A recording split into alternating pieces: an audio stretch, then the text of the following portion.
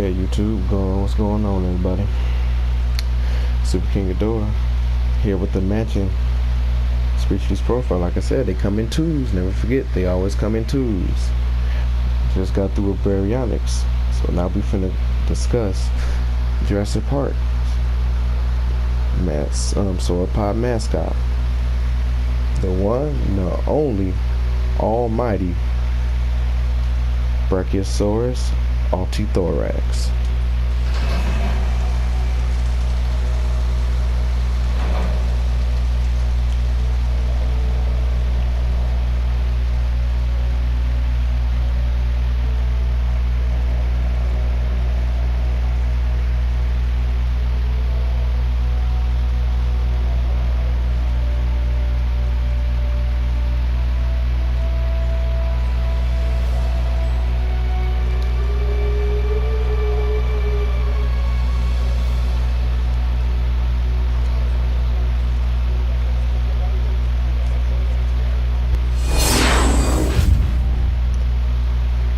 Okay, first off, that was cool. That camera angle has just switched around like that. That was cool. And it never gets old seeing Brachiosaurus, walk out from the hatchery all majestic like, I like that. Just as much as these people are just standing here in awe, not even moving, this Brachiosaurus stands right there in front of them like, what you punks looking at? Like, you must get a thrill out of these. We ain't here for your viewing pleasure. I can reach in there right now and throw one of you punks into this pen. These gallimimus will tear you apart. Like, we stratties, fool. We stratties. But moving on. Brachiosaurus means armed lizard. The code names used for it in Jurassic Park or in Jurassic World were Brachy, or Brachio. Obviously, its diet is herbivorous, as we've seen it plenty of times munching on vegetation. It had a height of 9 meters, which is about 30 feet, and a length of 27 meters, which is 90 feet. That's incredible. It had a weight of 30 tons, which is 60,000 pounds. Found in North America, it had a range from Isla Nublar and Isla Sorna, being on both islands, which were shown. Born from an egg like most dinosaurs. Movie appearances include Jurassic Park, Jurassic Park 3, and Fallen Kingdom. Because it wasn't featured in Lost World. Lost World, Mamenchisaurus had the spotlight, and in Jurassic World, Apatosaurus got the limelight. Notable game appearances include Jurassic Park Trespasser, Jurassic Park Operation Genesis, Jurassic Park the mobile game, Jurassic Park the game, and Jurassic World Evolution. Okay, let's get into its details. It says here that Brachiosaurus is a member of the sauropod family and one of the most well-known of all dinosaurs. It gets its name from the great height of its humerus, or upper arm bone, which is longer than most humans are tall. For almost a century, Brachiosaurus was... Okay, Isaac, shut up. For almost a century, Brachiosaurus was considered the tallest of all dinosaurs, being over 9 meters tall. Since then, other dinosaurs have been discovered to have been taller.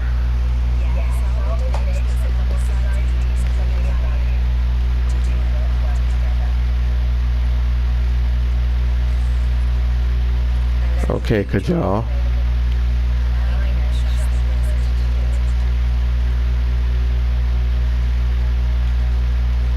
Thank you. It says, originally discovered in 1900 in Colorado, Brachiosaurus was named in 1903 by Elmer Riggs of the Field Museum of Chicago. Hey, shout out to Chicago, because we got that Brachiosaurus skeleton sitting right outside our museum. Of course, it's a what's the term? I can't believe I'm forgetting terms and stuff. I hate when I forget stuff. But yeah, we got a mounted Brachiosaurus skeleton outside. Not the real skeleton. It's a clay mold, or whatever they call it. I forget the name right now. And it occasionally dons the Chicago Blackhawks jersey. So yeah, for me, Brachiosaurus is awesome. I always see it when I'm passing by downtown.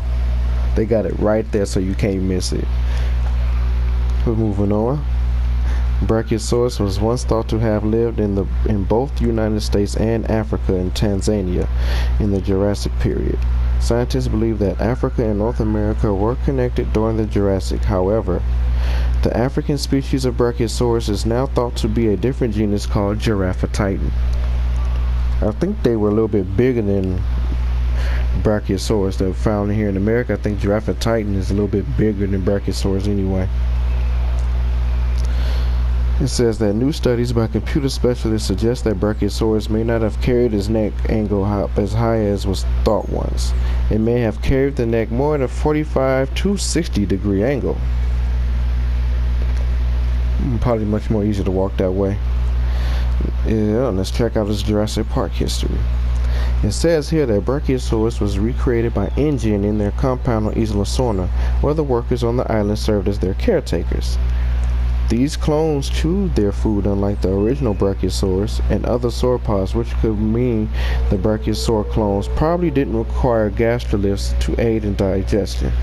And a gastrolith basically is stones. They would swallow stones after they ate the plants, leaves off the tops of trees or whatnot. They swallow stones, and the stones would mash up the food in their stomachs, and it made the process of digestion easier for them.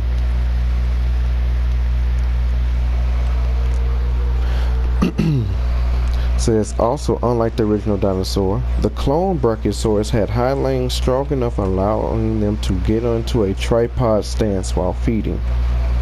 Another odd characteristic was the nostrils, which were located on the forehead rather than near the snout region. They would communicate by using whale-like hoots.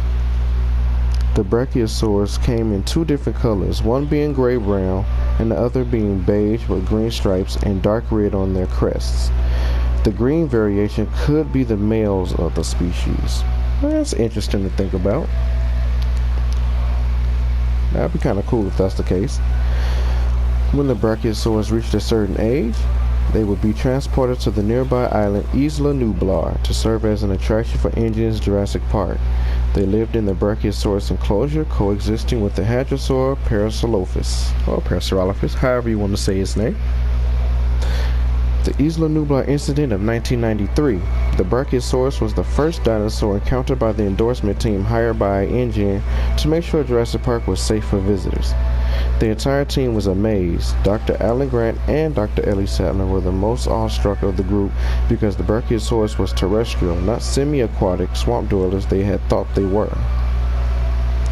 When Dennis Nedry, despicable bastard, disabled Jurassic Park security systems, the security fences that kept the prehistoric animals from escaping their enclosures were disabled as well. Brachiosaurus was one of the dinosaurs that were able to roam freely. After fleeing from the Tyrannosaur paddock, Dr. Alan Grant and Tim and Lex Murphy climbed a tree where they encountered a herd of Brachiosaurus feeding on the nearby trees, hooting in the distance. Dr. Alan Grant heard their calls and attempted to imitate them to successful results. The following morning, a Brachiosaurus sick with a cold or a similar disease fed on the tree that the humans were sleeping in, waking them up. What the plot is, you don't just walk through Brachiosaur like that. Have some respect, please.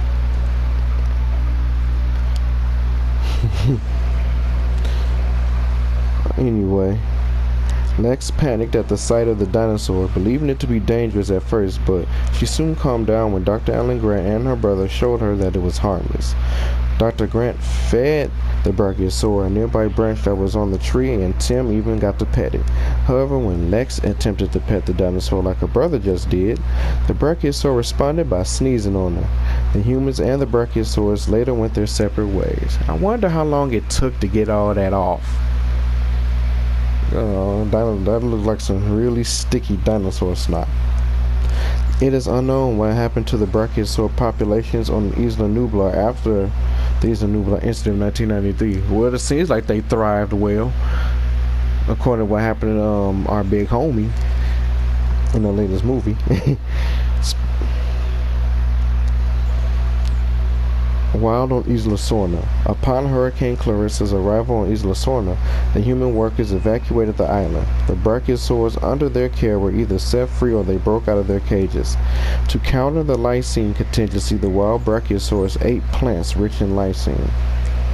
Brachiosaurus was known to have taken residence in the northeast of the island, where it was the largest herbivore known to that region.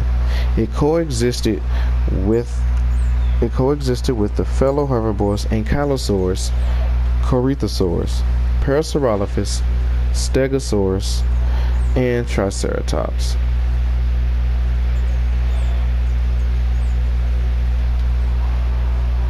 In the Isla Sorna incident of 2001, passengers of the plane N622DC-1 Passengers of the plane N622DC saw a herd of brachiosaurs during the flyover of Isla Sorna at the beginning of the Isla Sorna incident. Another herd was seen by Dr. Alan Grant and the Kirby family at a riverbank. Ooh, now let's look at this Jurassic World information. It says here that Brachiosaurus is one of the dinosaurs seen on the holoscape inside the Innovation Center of the Jurassic World Park. It is unknown whether any animals resided in the park, but Brachiosaurus calls can be heard in Jurassic World.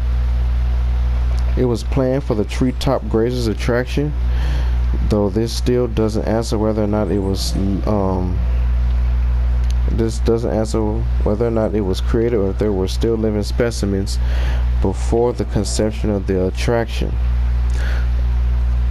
According to the concept art, the clones made for Jurassic World had brown skin, much like their previous, but with a blue stripe down his head and neck. Now, I think there were still brachiosaurs on the island, but if you remember in Jurassic World when you saw how it was operating, a large section of it was called restricted, and I think that's where they were. Jurassic World Fallen Kingdom. Spoilers for anybody that hasn't seen the movie.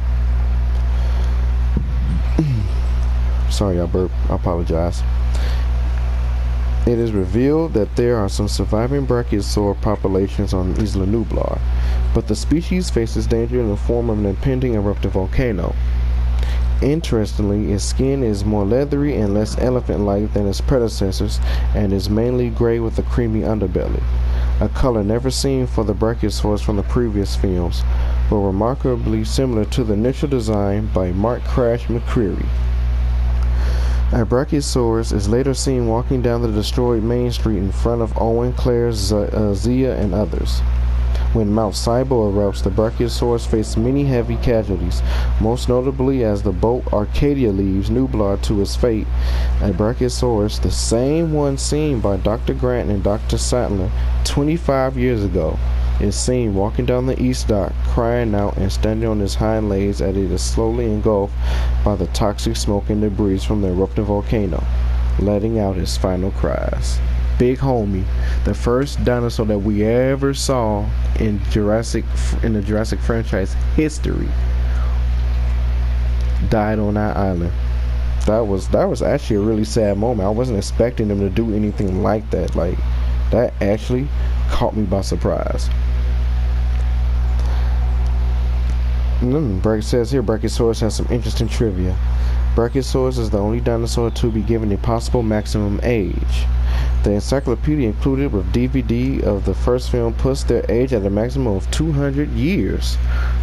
Phew, 200 years, that's a long time. So this dinosaur lived, okay?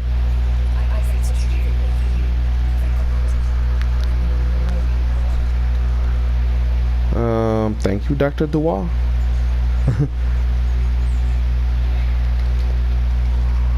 Second piece of trivia, when the boat Arcadia left the island and the Brachiosaurus was walking down the east dock, it references the fact that Isla Nublar began with the Brachiosaurus, and since Isla Nublar is experiencing its end, the Brachiosaurus is the last dinosaur that is ever seen on Isla Nublar. This scene is referred to as the most poignant in the movie. Whew! Definitely. I agree with that. Now let's move on to its tie-ins in video games. Jurassic Park on the NES.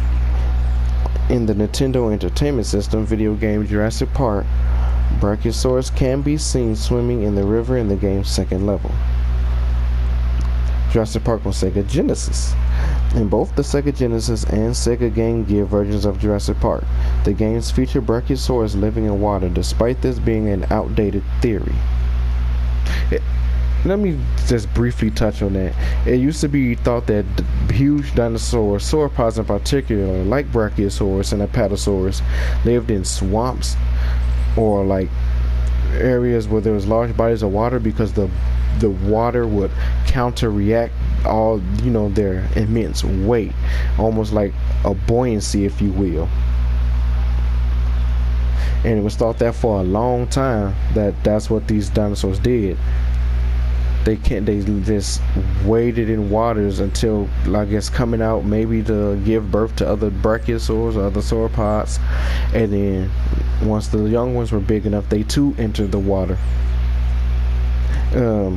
They very may have entered the water, like waded in water, but not to counter-react their enormous weight, as previously thought.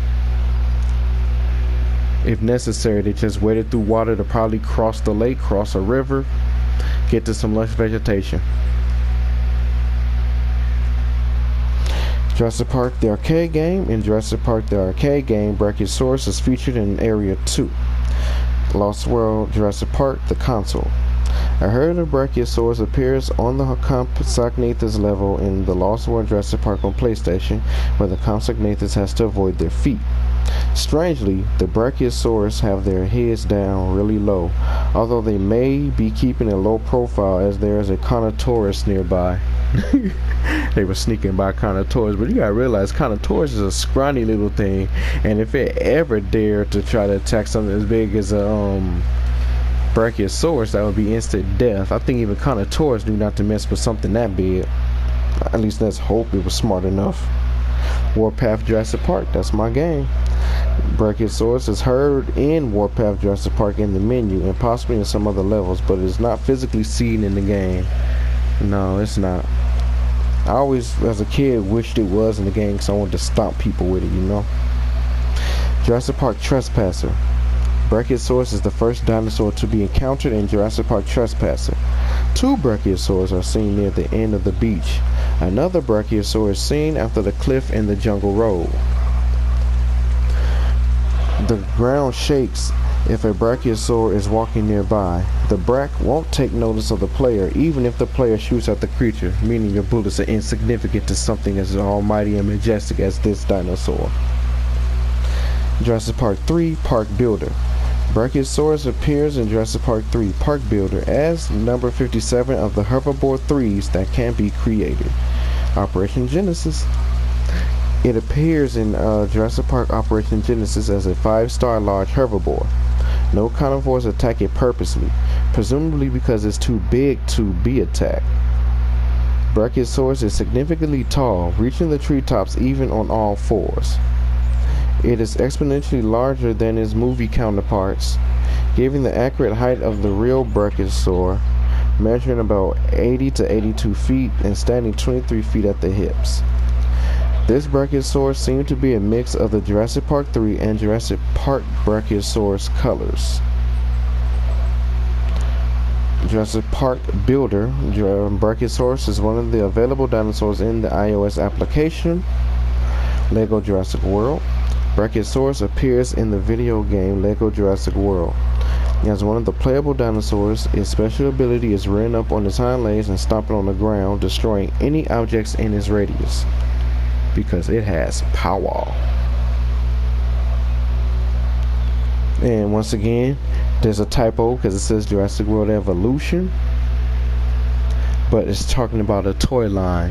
But as you can see here, it's featured in Jurassic World Evolution with its Jurassic World Fallen Kingdom skin. But if I'm correct, one of these skins in here I think belongs to its original Jurassic Park variant.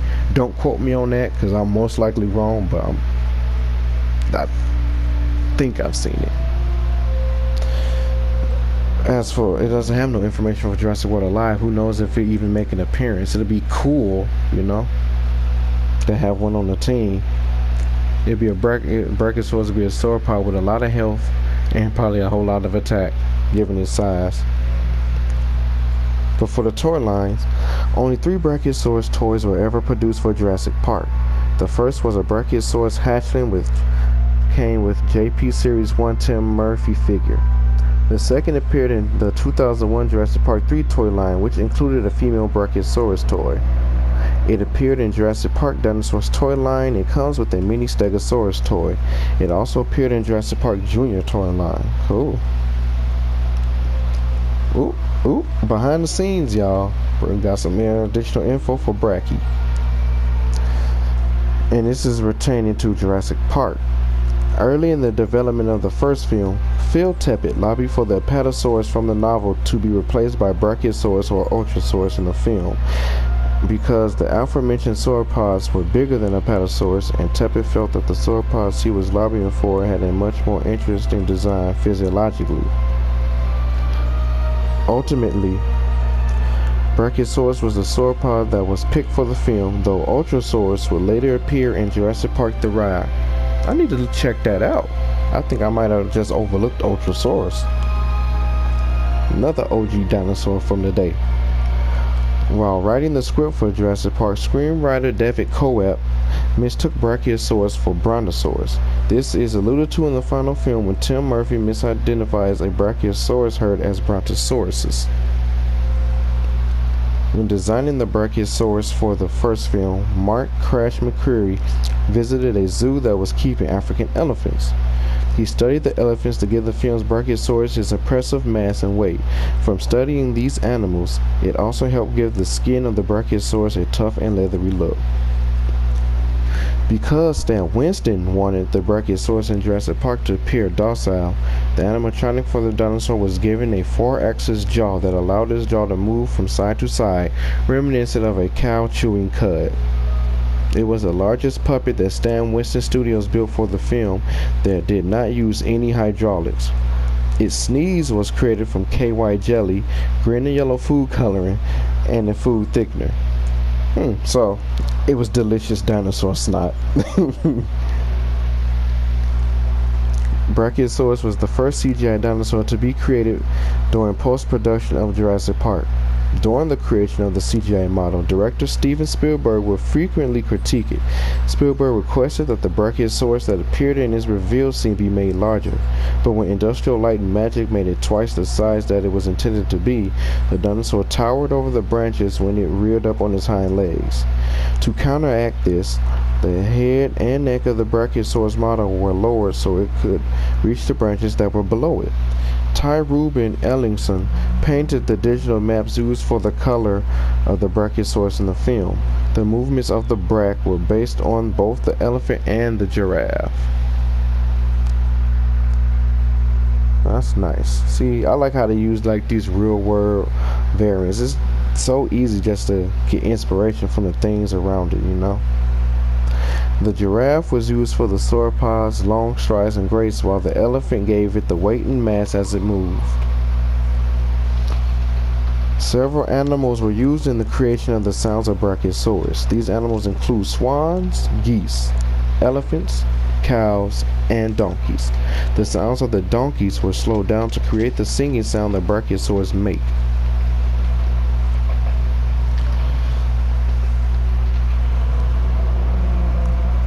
The Ronto for the Star Wars Episode 4 A New Hope 1997 Special Edition was created from a modified model of the Brachiosaurus from the first film. Industrial Light and Magic even referred to the Ronto as Bronto before it was named Ronto, which was the name George Lucas gave to the alien creature that is simply its production nickname with the B dropped. The Brachiosaurus model from the first film was retrofitted to serve as the Mamenchisaurus for the sequel to Jurassic Park, The Lost World. Which is cool. Meaning they had to take like his neck from when they showed at the angle. They took the neck, stretched it out, did something with the head, leveled off his body. As you can see, his forelimbs are longer than his hind legs. So they had to level that out so it could probably look walking similar like Diplodocus did. And they had to stretch out the tail for Mamenchisaurus as well, I'm guessing.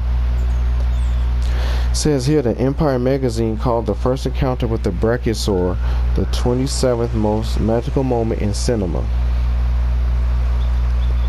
in the Jurassic World storyboard, an attraction called Brachiosaurus Valley was to be visited. This idea seemed to have been reworked into the planned Jurassic World attraction Treetop Grazers. Jurassic World Fallen Kingdom director J.A. Bayona revealed that the Brachiosaurus that died in the pyroclastic flow seen in the film is in fact the exact same Brachiosaurus first seen by the Alan Grant and Ellie Sattler in the original Jurassic Park film, serving as a tragic end to the ill-fated adventures on Isla Nublar. The Apatosaurus skull that was seen on the JurassicWorld.com until it was removed does not belong to the dinosaur at all. Rather, it belongs to a Brachiosaurus. Its icon on JurassicWorld.com and the holoscape is also of Brachiosaurus. Furthermore, Brachiosaurus vocalizations were also used for Apatosaurus in the film as well, which we touched on when we had talked about Apatosaurus in its Dinosaur Diary. Much like Tim, fans have confused Brachiosaurus in the first film for Brontosaurus. Nice. I think back then, when you was just learning to get into these dinosaurs, these species, trying to learn their diversities and all that, it was pretty easy to confuse the long necks, you know. It took me a while to start to differentiate them, but it was easy. It became easy for me. Look at him, he's just looking up at him as he walked by. But it became easy for me to differentiate Brachiosaurus from like dinosaurs from like Diplodocus and Apatosaurus simply just by its head design. That's how I knew I was looking at a Brachiosaurus or something close like to it, like Camarasaurus. But that's gonna do it, everybody, for Brachiosaurus. This Dinosaur Diary is now complete, and hopefully this helps you understand how influential this dinosaur had become to the franchise. That even when it wasn't there, it was somehow still there. So don't forget to like, comment, and subscribe. There's going to be more coming. There's always going to be more. Because then see that Brachiosaurus makes 6. So there's 42 more Dinosaur Diaries to go through. So I'll be seeing you in the next Dinosaur Diary, people.